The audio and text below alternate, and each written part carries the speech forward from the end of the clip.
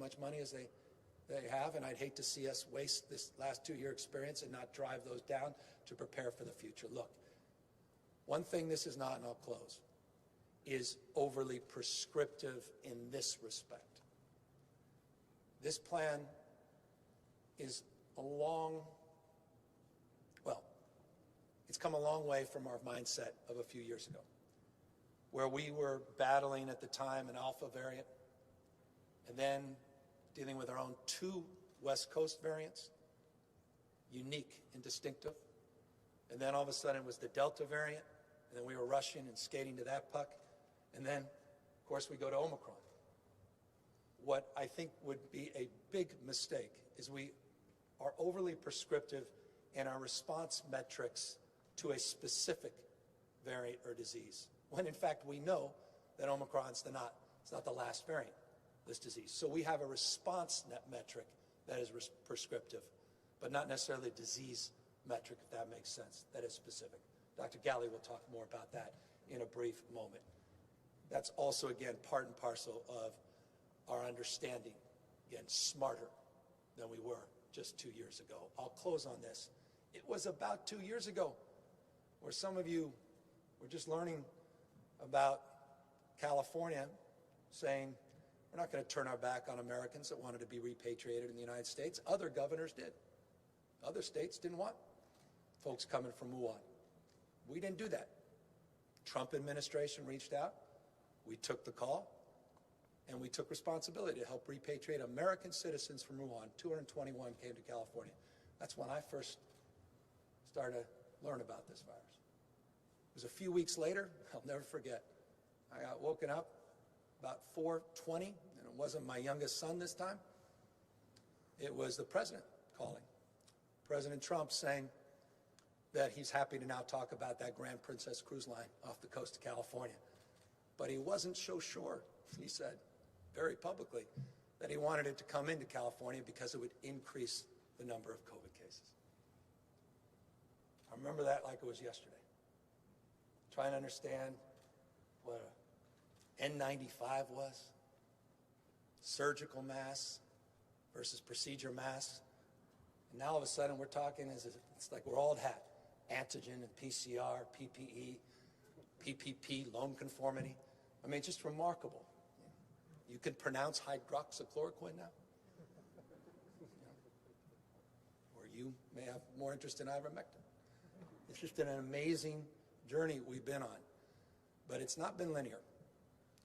And that's why we need to prepare for the unknown, but again, with confidence and more knowledge and more resources and a more resourceful mindset. And so I'm really proud of the team for working hard on this. I think this may be the first in the nation, but that shouldn't surprise you.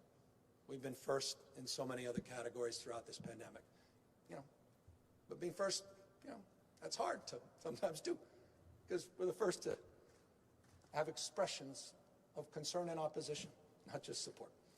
And so, final words, being first in this space doesn't mean we're best, but it means we're a lot better. And it means we'll continue to be better.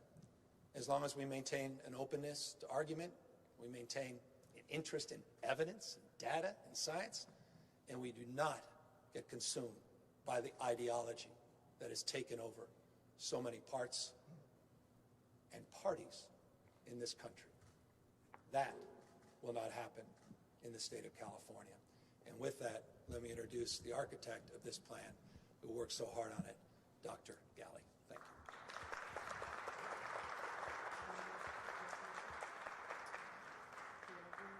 Thank you, Governor, and really terrific to be here on this special day. I want to take a moment and thank the people who do the work every single day, people on my team at Health and Human Services, in the Departments of Public Health, our Department of Emergency Medical Services, our colleagues and partners at Cal OES, and all of the agencies in the state family who had a hand in helping us get to today.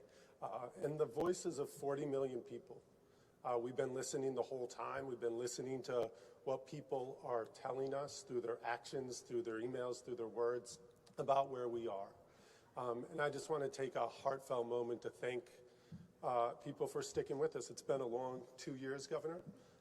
We've been through a lot together, and today's an important day, not because it symbolizes some lifting of some important requirement, and I know people are always interested in that, but it's really about a recognition about the need to balance.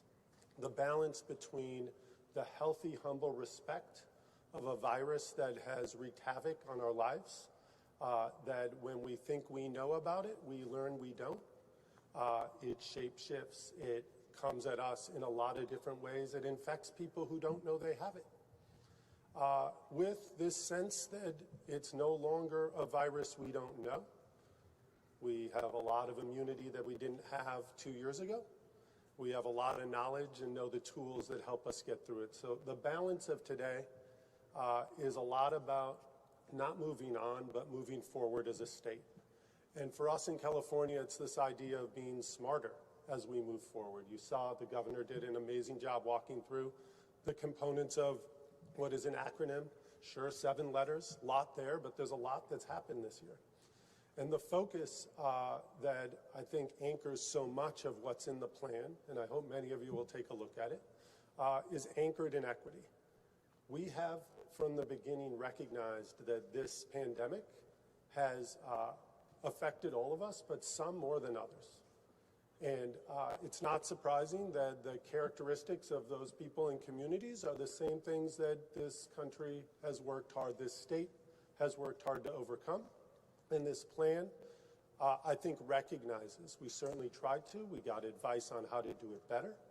Stay focused on equity, how we close disparities. I thank God for the team that's every day crunching the numbers on which communities are behind on vaccines and how we're going to get them caught up. Now, a focus on making sure older Californians, older Black and brown Californians, older Californians with disabilities get boosted. We're behind. We have work to do, and that's where our focus is. Getting our kids vaccinated, big deal. Help support the plan to keep kids, as we talked about, in-person education, but also wraps a thicker blanket of protection around the state, which we desperately need. Masking, I know, it's been a very important, popular topic. We are really proud. Just a few weeks ago with the CDC, published a study that shows that we don't have to talk about whether masks work, but our focus should be on how to use them effectively and precisely. These do save lives. The higher the quality, the more likely we are to prevent an infection, to keep an environment safe. And even though we moved in California from requiring masks, we didn't move to like the first step.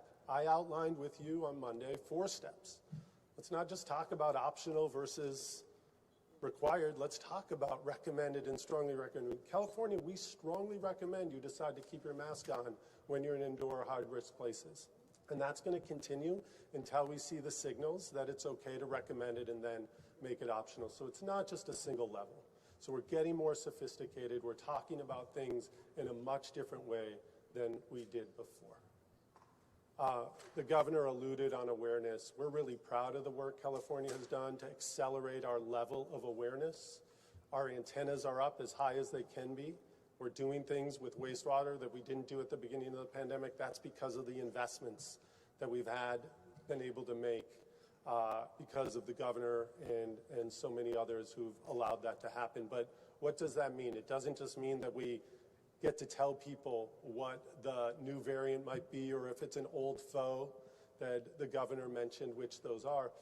But if it's a new variant, do our medications work against it? The same ones. We've learned the hard way.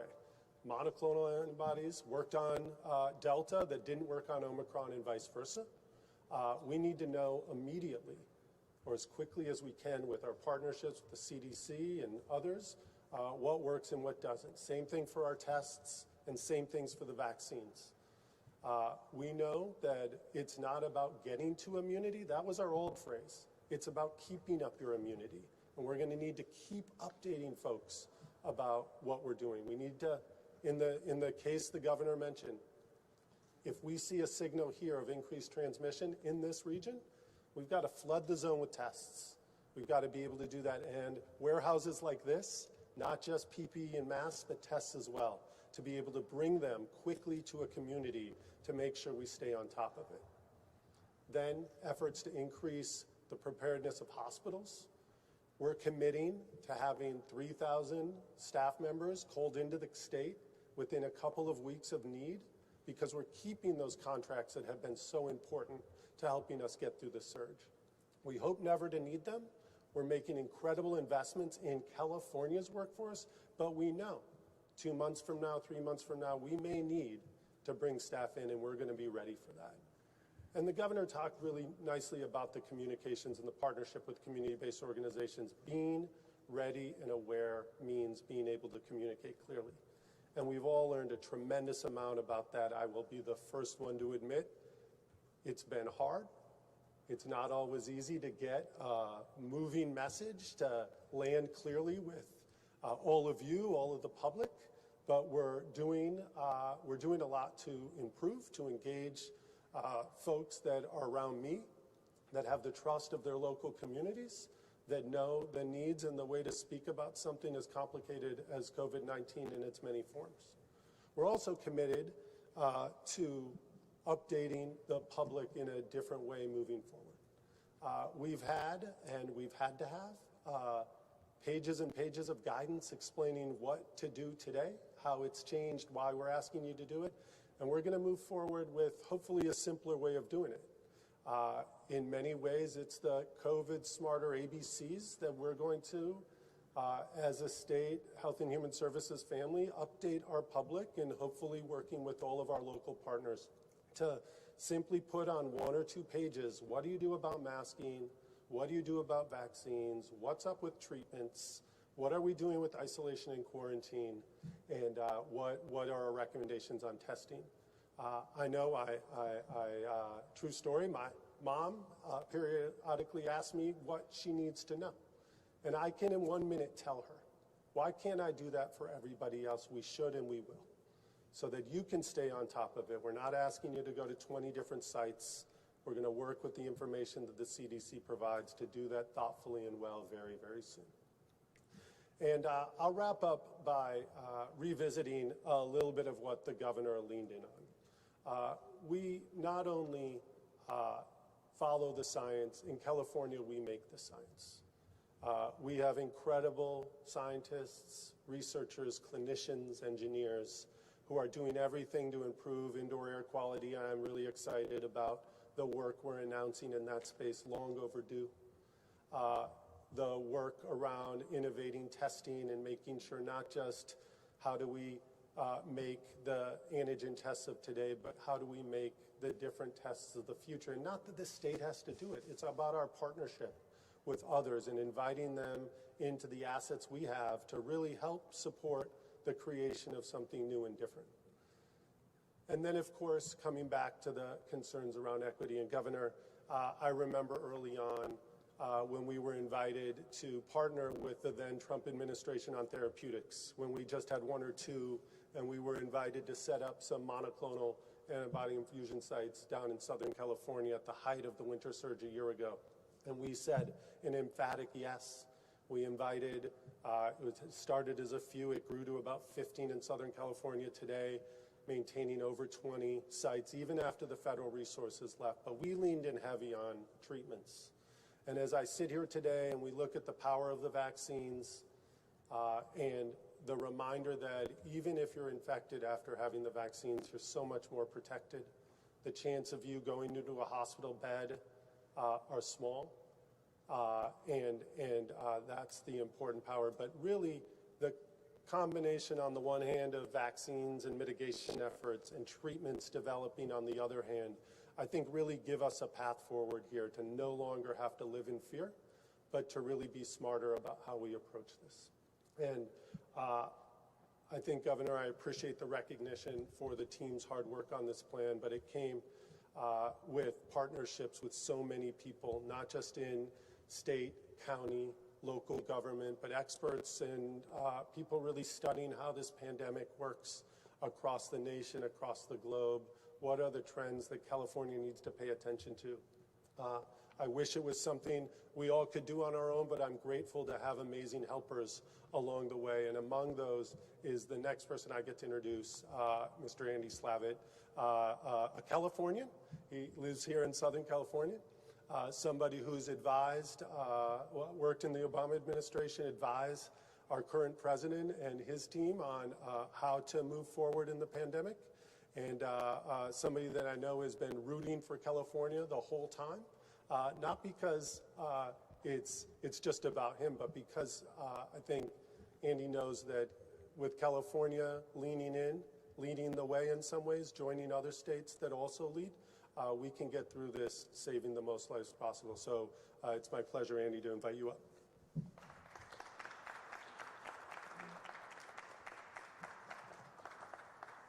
Thank you, Dr. Galley. Thank you, Governor.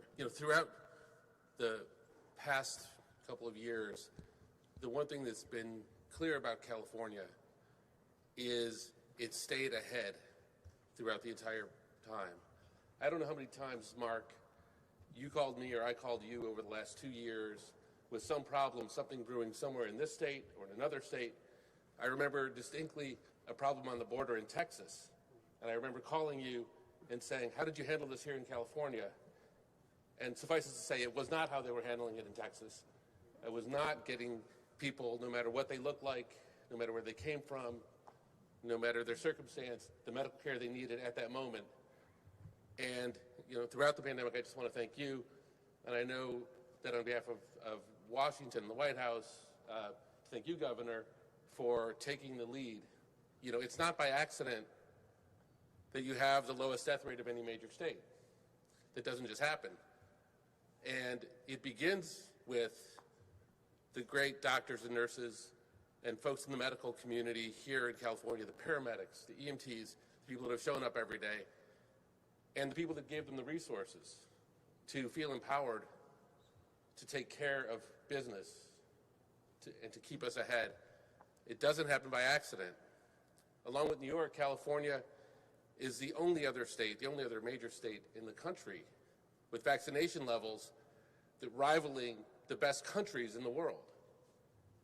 And it's not lost on any of you that California has vaccinated more people than 7 or 8 European countries combined. This has been an enormous undertaking. Just look around you. This is an enormous undertaking that they've had to start from scratch. And so this leadership, I think, continues now with this plan, but it continues, I think, most importantly with some of the words that Mark and the Governor both said about an understanding of what we're facing. We have an enemy. The enemy is not each other. The enemy is not another political party. The enemy is a wily little virus